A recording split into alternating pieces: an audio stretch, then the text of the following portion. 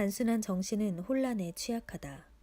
차가 달리는 동안 톰은 공황에 빠져 허우적대고 있었다. 아내와 정부가 불과 1시간 전까지만 해도 안전한 곳에 고이 모셔져 있던 그들이 돌연 그의 통제에서 빠져나가고 있었다. 데이지를 따라잡고 윌슨에게서 멀어지기 위해 그는 본능적으로 엑셀을 밟아댔다. 에스토리아 쪽으로 시속 50마일의 속도로 달리자 마침내 고가도로의 거미줄 같은 교각 사이를 느긋하게 달리는 푸른색 쿠페가 보였다. 50번가 일대의 큰 극장들이 시원하더라고요. 조던이 제안했다. 난 다들 떠나버린 뉴욕의 한여름 오후가 참 좋아요. 뭔가 아주 감각적인 데가 있어요. 무르익었달까? 온갖 과일이 손으로 막 떨어지려고 하는 것 같은 느낌이에요. 감각적이라는 단어가 톰의 마음을 더 산란하게 만들었지만 그가 뭐라고 하기 전에 쿠페가 멈춰섰다. 데이지가 차를 옆으로 대라고 우리에게 신호를 보냈다. 우리 어디로 가? 그녀가 소리쳤다. 영화 보는 거 어때? 너무 덥잖아. 그녀가 투덜거렸다. 댁들은 가세요. 우리는 좀 더 돌아다니다가 나중에 합류할게. 그녀가 애써 재치를 부렸다. 어느 길모퉁이에서 문득 만나? 담배 2대를 피우는 사람이 있거든. 난 줄 알아. 여기서 이러고 있을 순 없어. 트럭 한 대가 뒤에서 빵빵대자 톰이 못 참고 말했다. 센트럴파크 남쪽 플라자 호텔 앞까지 나를 따라와. 톰은 몇 번이나 고개를 돌려 그들의 차가 잘 따라오는지 살폈고 다른 차들 때문에 보이지 않으면 그들이 시야에 들어올 때까지 속도를 늦췄다. 그는 그들이 옆길로 빠져나가 그의 인생에서 영원히 사라져버리는 것은 아닌지 걱정하는 것처럼 보였다.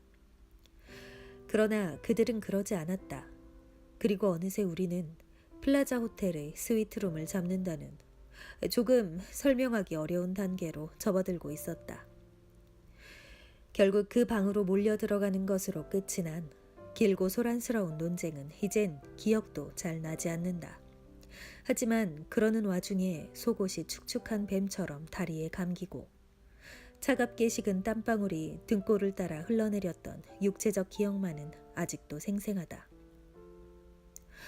원래 이 책상은 욕실 5개를 한꺼번에 빌려서 거기서 냉수욕을 하자는 데이지의 제안에서 비롯된 것이었다. 그러고 나서 민트 줄랩을 한잔할 장소도 있었으면 한다는 데 이르러 좀 더 구체적으로 굳어졌다. 우리는 모두 기가 막힌 생각이라고 떠들어대면서 한꺼번에 호텔 프런트 직원에게 몰려가 이 아이디어에 대해 말했는데 그러면서 우리 자신이 꽤나 재미있는 사람들이라고 생각했다. 혹은 그렇게 생각하는 척했다. 방은 컸지만 숨이 막힐 것 같았다. 벌써 4시였지만 열린 창문으로는 센트럴파크의 관목숲에서 불어오는 뜨거운 바람만 들어오고 있었다. 데이지가 거울로 가서 우리에게 등을 돌리고 선 채 머리를 매만졌다. 스위트룸 좋네요. 조던이 감탄했다는 듯 속삭이자 모두가 웃었다. 창문 좀 더 열어.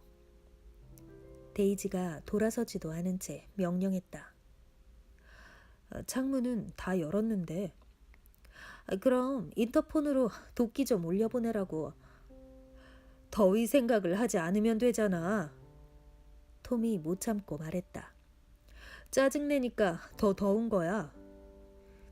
그는 수건으로 감싼 위스키병을 풀어서 테이블 위에 올려놓았다.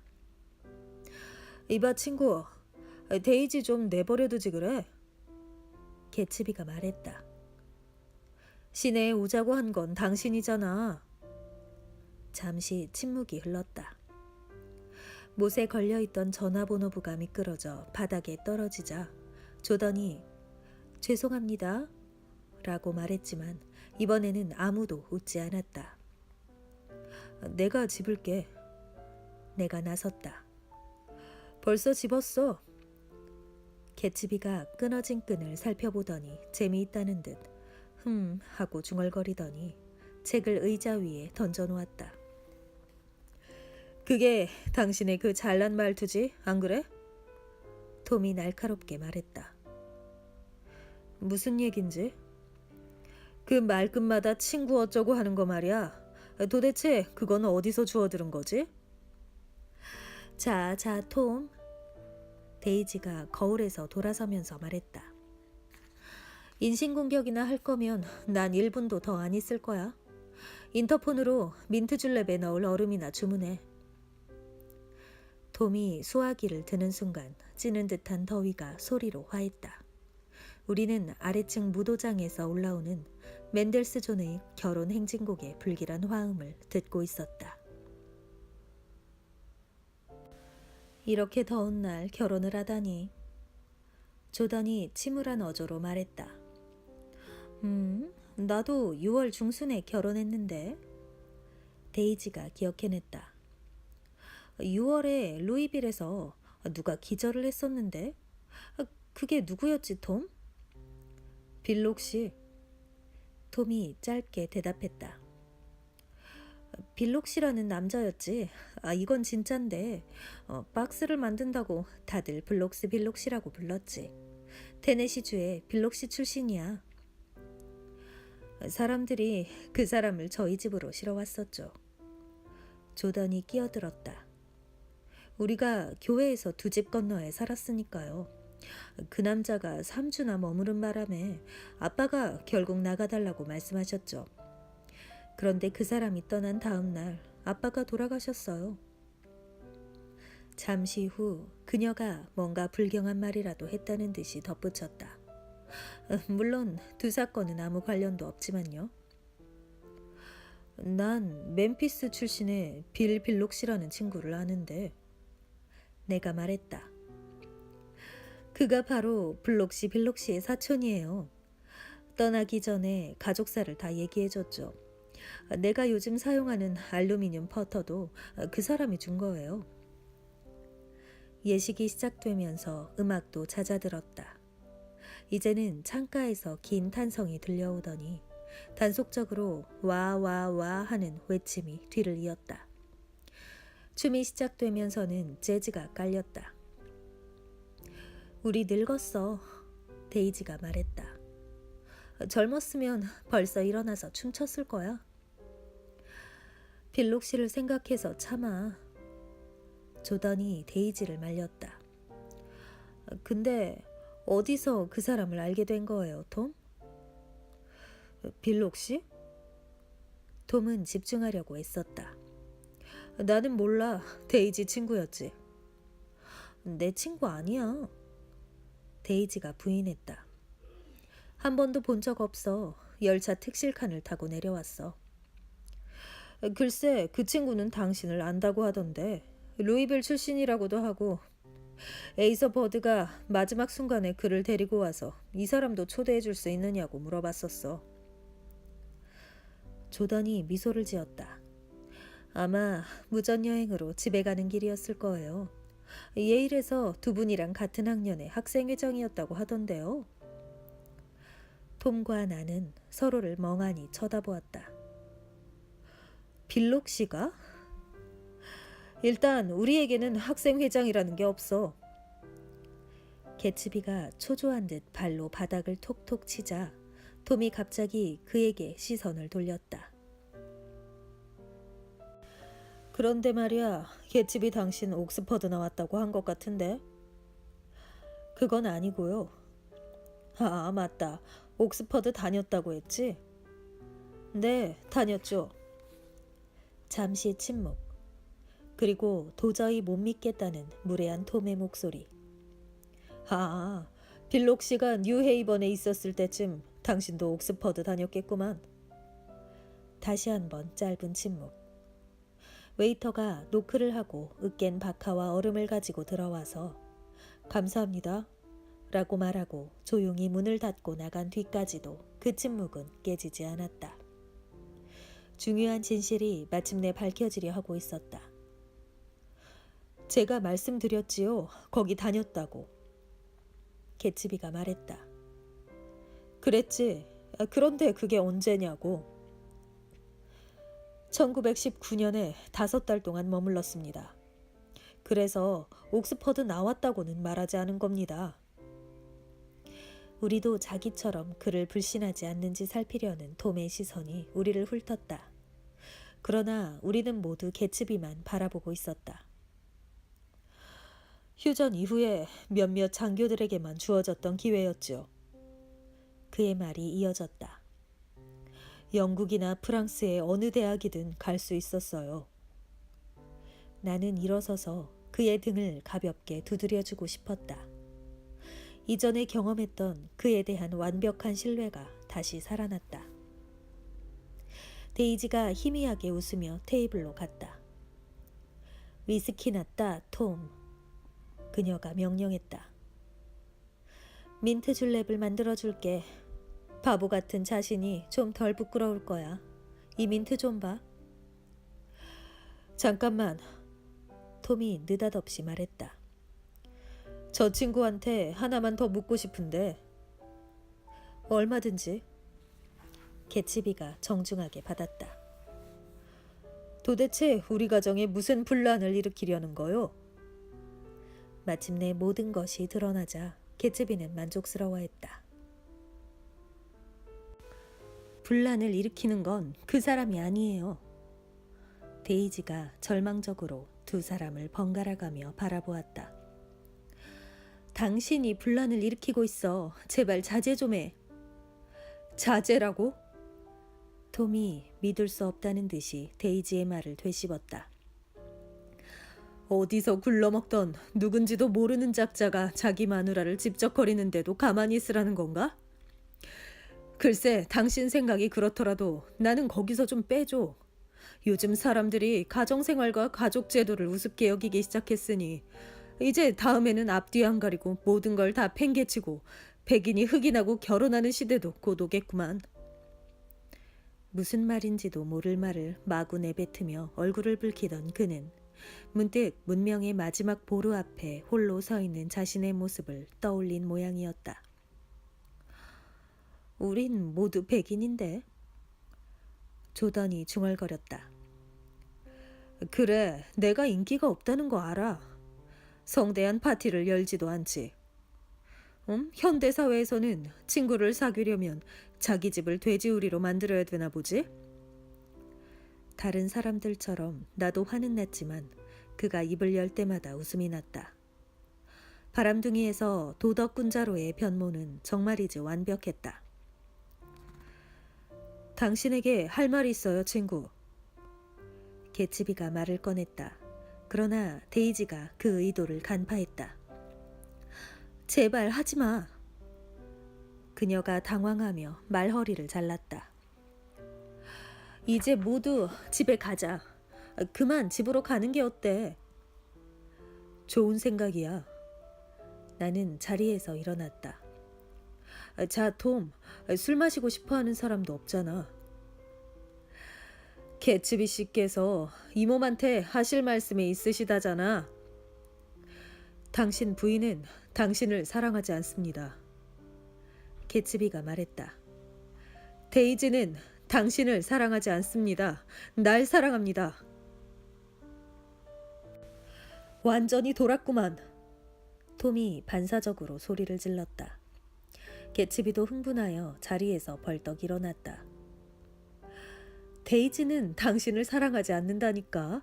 내 말 알아들어? 그가 소리쳤다. 내가 가난했기 때문에 나를 기다리다 지쳐서 그래서 당신하고 결혼한 거야. 끔찍한 실수였지. 그렇지만 마음으로는 나 말고 아무도 사랑한 적이 없어. 이쯤에서 조던과 나는 나가려고 했지만 톰과 개츠비는 우리가 남아있어야 한다고 앞다투어 단호하게 주장했다. 마치 그들 둘 모두 감출 것이 하나도 없으며 자신들의 감정을 직접 맛보는 게 대단한 특권이라도 되는 것처럼 말이다. 앉아, 데이지. 톰은 마치 부모라도 되는 것처럼 근엄하게 말하려고 했지만 실패로 돌아갔다. 도대체 무슨 일이 있었던 거야? 얘기 좀 해봐. 내가 얘기했잖아. 개츠비가 말했다. 5년 동안 벌어진 일인데 당신만 몰랐지. 톰은 데이지를 향해 몸을 획 돌렸다. 이작자를 5년이나 만났다고? 만난 건 아니고, 개츠비가 말했다. 아니, 만날 수가 없었지. 하지만 우리 둘 다 그동안 서로 사랑하고 있었어. 어이 친구, 그런데 당신만 모르고 있었던 거야. 나는 혼자 웃곤 했지. 그러나 그의 눈에는 웃음기가 없었다. 당신이 아무것도 모르고 있다는 걸 생각하면서 말이야. 아, 그게 다야?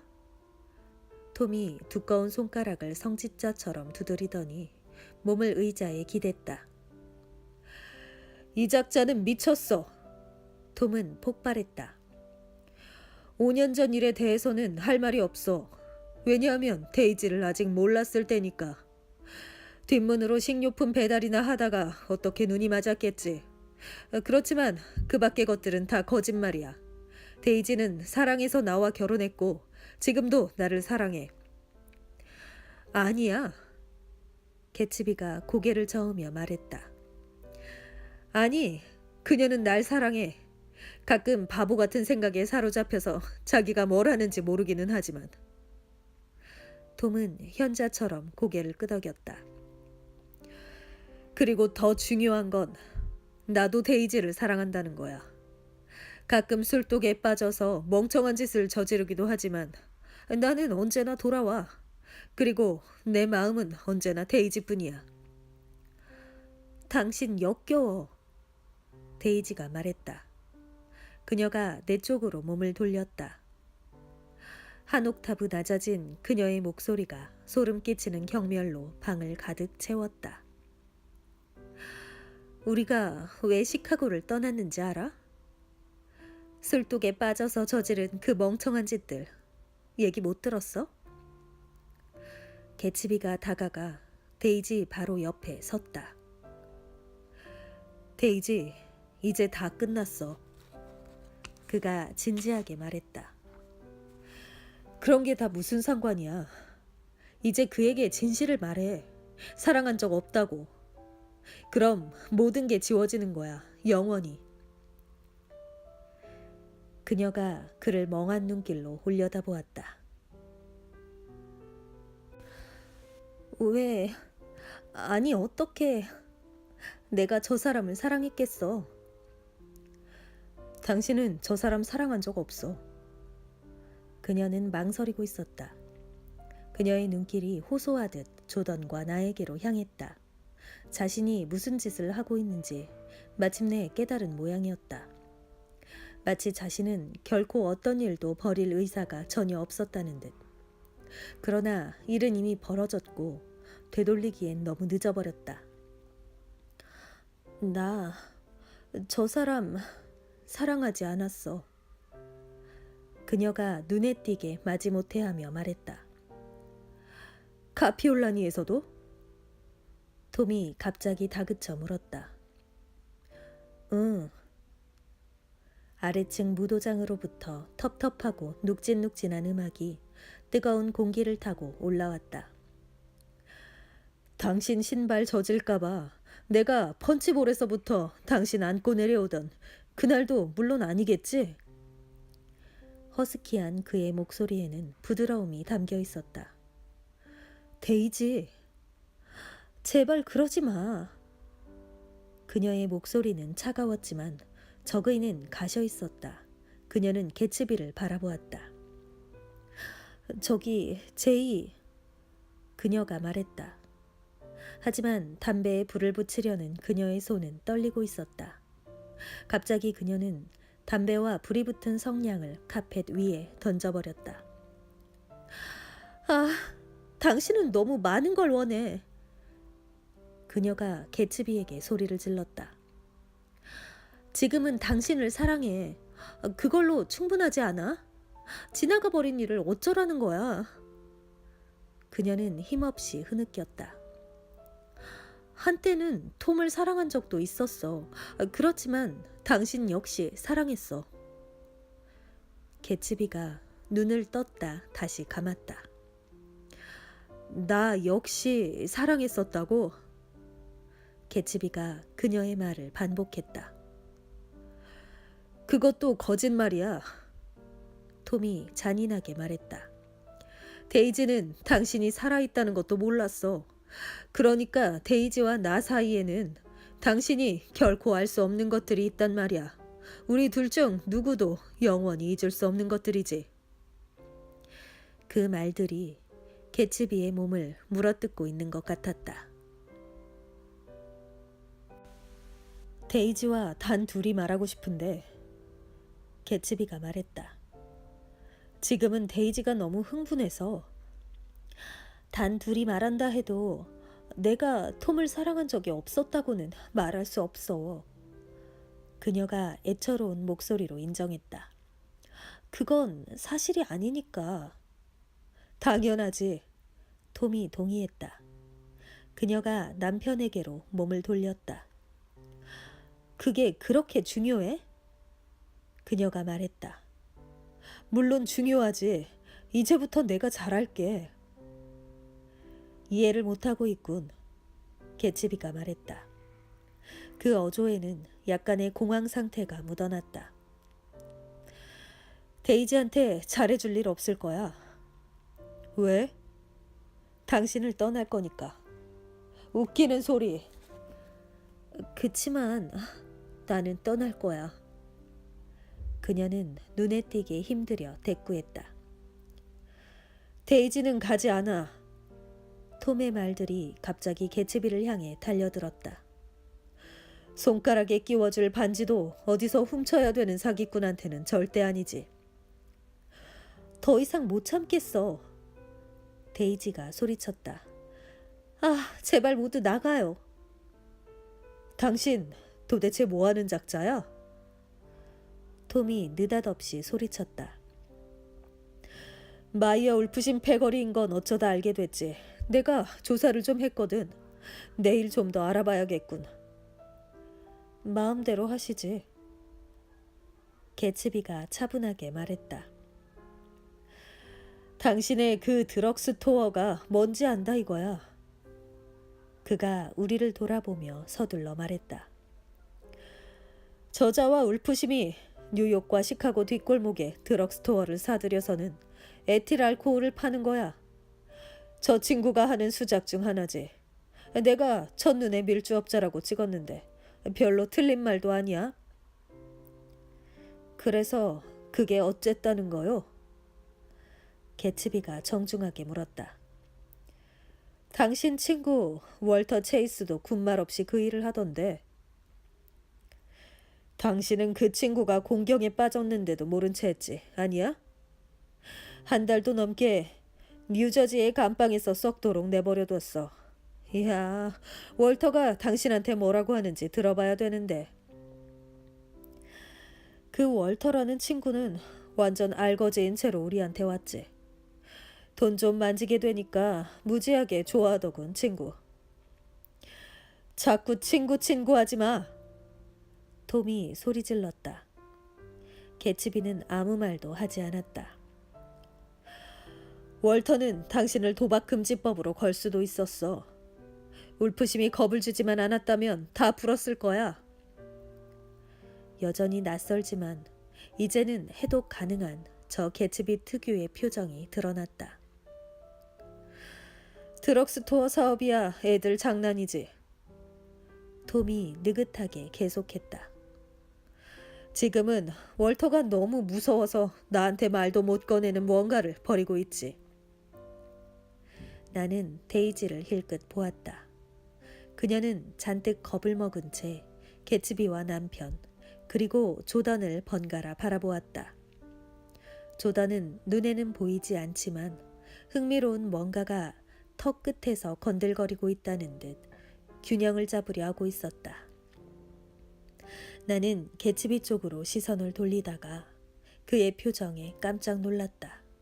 그는 마치 이건 그의 집 정원에서 사람들이 수군대던 것과는 전혀 다른 맥락에서 사람 하나 죽인 것 같은 그런 얼굴을 하고 있었다.